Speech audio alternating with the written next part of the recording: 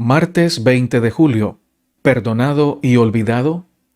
Después de que David inadvertidamente pronunció juicio sobre sí mismo, segundo de Samuel 12, 5 y 6, Natán lo confrontó con la enormidad de su pecado. El corazón de David estaba destrozado y confesó su pecado. Inmediatamente Natán le aseguró que Jehová había remitido su pecado, segundo de Samuel 12, 13, y que lo perdonó. No hay un período de espera para el perdón de Dios.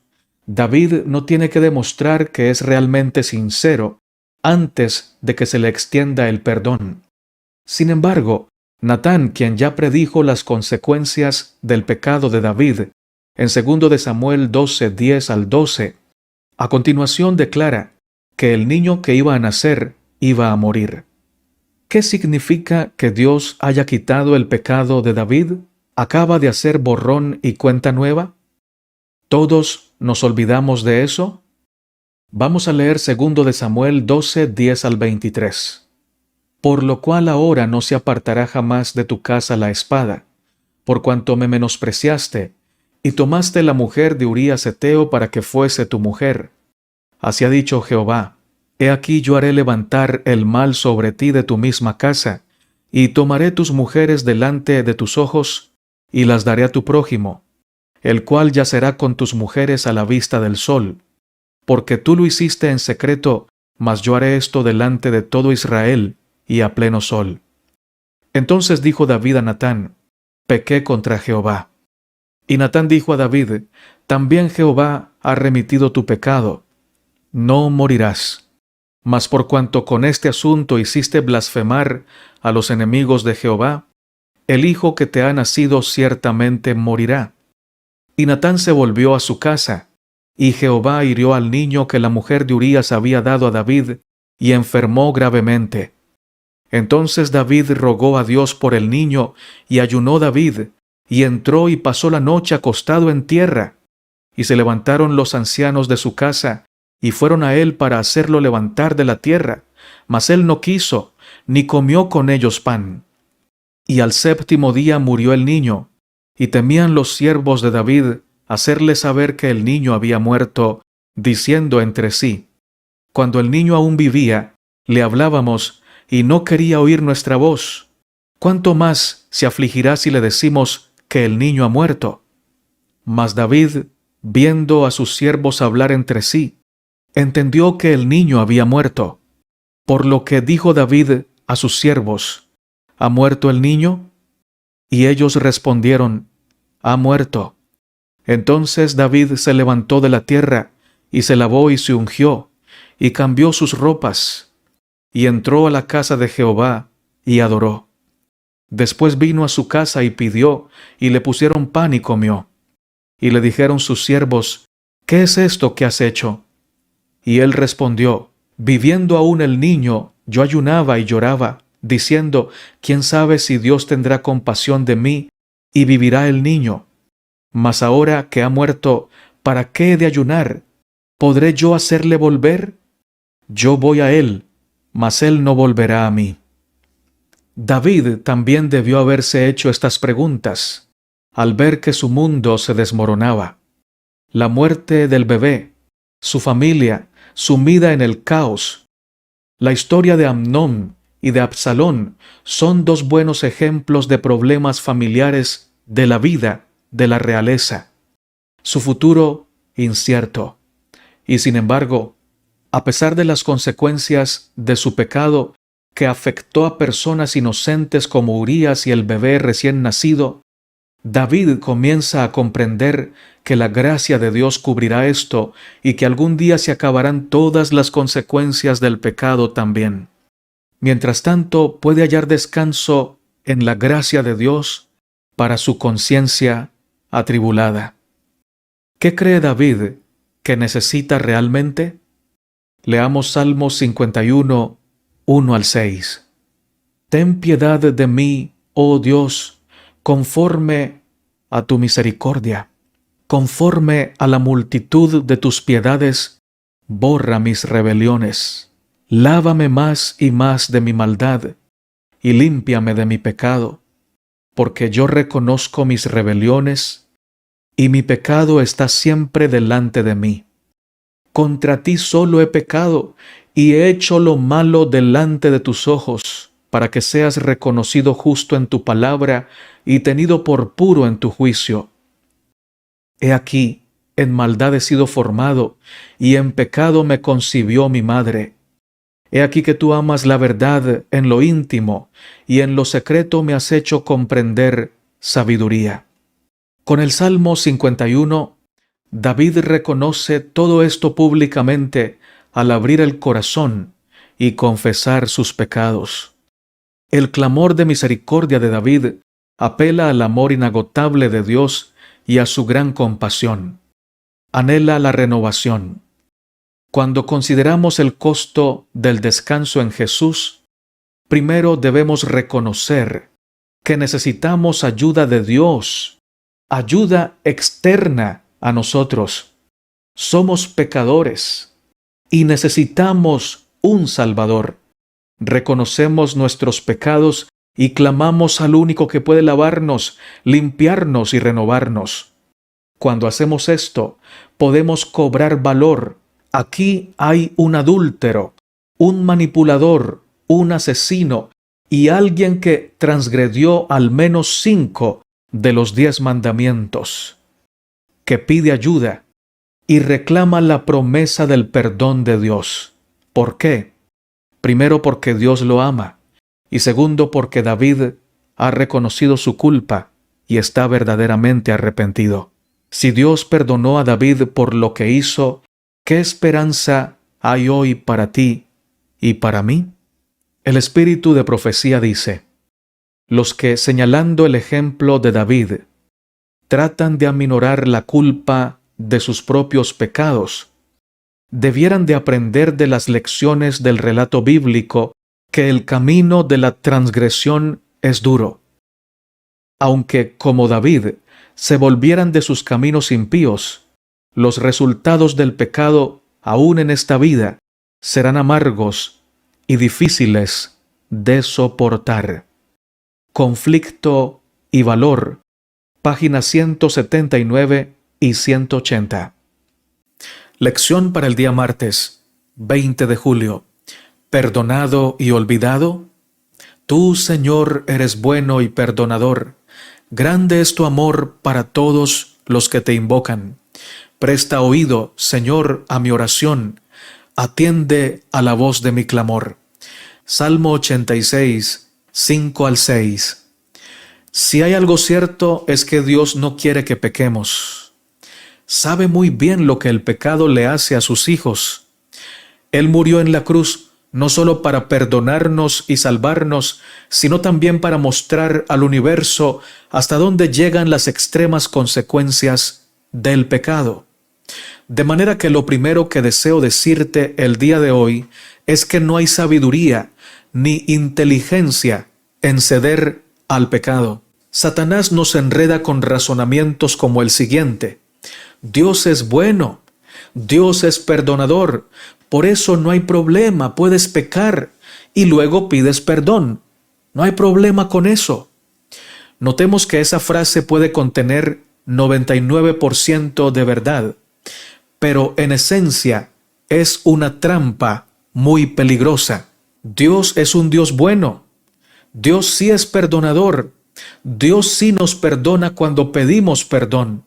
Pero ojo, el que planea pecar y se deleita en hacer el mal, generalmente no tiene verdadero arrepentimiento en su corazón cuando pide perdón, porque su proyecto es deleitarse en el pecado para luego aprovecharse de la misericordia de Dios, y en sí mismo ese es un proyecto satánico, una estratagema diabólica. Dios no puede comulgar o intimar con el pecador que ama el pecado. Por más que Dios quiera perdonar al pecador, si el pecador no se aparta del pecado, no lo puede perdonar. Con David no pasó así. Él se arrepintió muy sinceramente de su pecado. Dios lo perdonó completamente, pero eso no implicó que no tuviera que recoger las consecuencias de su mal proceder. Dios perdona, Dios olvida, pero el pecado y la existencia no perdonan ni olvidan. Por ejemplo, una persona que sabía que adulterar era malo y sin embargo se entregó al adulterio por años o por meses o por días. Finalmente su cónyuge se entera y le duele tanto ese proceder que decide finalizar su matrimonio después de mucha oración. La pregunta es, ¿Dios puede perdonar al adúltero? La respuesta es, claro que sí, si él o ella están verdaderamente arrepentidos. Otra pregunta, ¿debe el esposo herido o la esposa herida perdonar? Sí debe perdonar. En algunos casos se perdona, se olvida y se da otra oportunidad para seguir adelante con el matrimonio. En otros casos se perdona y se olvida, pero la parte afectada o herida no puede o no desea continuar con el matrimonio una vez se han roto los votos matrimoniales. Y reiteramos, la parte culpable, si se arrepiente, puede ser perdonada por Dios, pero cuán triste le será cargar con la consecuencia de haber perdido su matrimonio por no haber respetado la palabra del Señor y los votos matrimoniales. Por eso la importancia de permanecer en oración, de permanecer con Jesús, de pedirle al Señor que nos ayude a ser fieles, que no nos deje ceder a la tentación y que una vez llegue la tentación la rechacemos en el nombre de Jesús.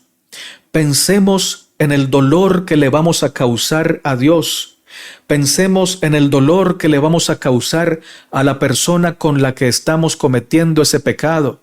Pensemos en el dolor que le vamos a causar a nuestro cónyuge, a nuestros hijos. Pesemos ese dolor contra el placer momentáneo. ¿Cuál de esos pesa más? Debe pesar más, primero, el amor al Señor, segundo, el amor por nuestra familia, nuestro cónyuge, nuestros hijos, y tercero, el amor por el prójimo a quien estamos dañando al permitirle llegar a adulterar nuestro hogar. Este es solo un ejemplo, pero tú puedes aplicar este ejemplo a múltiples pecados, tanto grandes como pequeños. Todo pecado tiene una consecuencia. Segundo de Samuel 12, 10 al 16 nos dice, por lo cual no se apartará jamás de tu casa la espada, por cuanto me menospreciaste, y tomaste la mujer de Urías Heteo para que fuese tu mujer.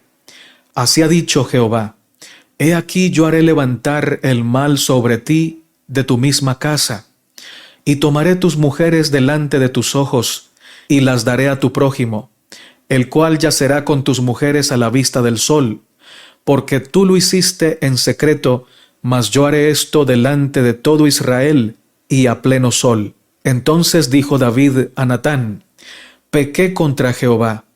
Y Natán dijo a David, también Jehová ha remitido tu pecado. No morirás. Mas por cuanto con este asunto hiciste blasfemar a los enemigos de Jehová, el hijo que te ha nacido ciertamente morirá. Y Natán se volvió a su casa, y Jehová hirió al niño que la mujer de Urías había dado a David, y enfermó gravemente. Entonces David rogó a Dios por el niño, y ayunó David, y entró, y pasó la noche acostado en tierra. Las consecuencias de nuestro pecado nos alcanzan siempre. Por ello, Dios no quiere que pequemos. Por eso nos llama, nos ruega, nos busca y siempre nos rodea con sus santas influencias para que vivamos alejados del pecado. Sin embargo, como sabemos, Él no nos obliga a hacer su voluntad. Nos dice claramente cuáles son los resultados de vivir en santidad y las consecuencias seguras de nuestras malas decisiones. David fue perdonado, pero le tocó sufrir la pérdida del niño que esperaba Betsabé. Cada vez que alguno de sus hijos se levantó contra él, recordaba cómo su autoridad había sido menoscabada por el pecado cometido. Tuvo hijos que practicaron vil inmoralidad en su propio palacio, con sus propias esposas, y que atentaron vilmente contra la ley de Dios de diferentes maneras. Un solo pecado puede arruinar una vida completa. También debemos decir que en la mayoría de los casos la historia no termina como la de David. Por lo menos el rey David, a pesar de todas las terribles consecuencias que tuvo que vivir, se arrepintió y por la gracia de Dios estará en la patria celestial porque fue perdonado. Sufrió mucho por las consecuencias de su pecado, pero finalmente estará en la eternidad con el Señor. Por otro lado, hay millones que por haberse entregado al pecado no solo tuvieron que recoger duras consecuencias en la tierra, sino que también se van a perder de vivir con Cristo por la eternidad, porque además de que pecaron, se gozaron en pecar y no se arrepintieron. Despreciaron y desprecian el llamado de Dios al arrepentimiento. Salmo 51, 1 al 6 dice: Ten piedad de mí, oh Dios, conforme a tu misericordia, conforme a la multitud de tus piedades, borra mis rebeliones. Lávame más y más de mi maldad y límpiame de mi pecado. La verdadera confesión es siempre de carácter específico y reconoce pecados particulares. Pueden ser de tal naturaleza que deban ser presentados solamente ante Dios. Pueden ser ofensas que se deben confesar a individuos que han sido dañados por causa de ellos, o pueden ser de tipo general que deben ser presentados ante el pueblo. Pero toda confesión debe ser definida y al punto, reconociendo los pecados mismos de que sois culpables. La confesión no será aceptable ante Dios sin un arrepentimiento y reforma sinceros. Han de haber cambios decididos en la vida.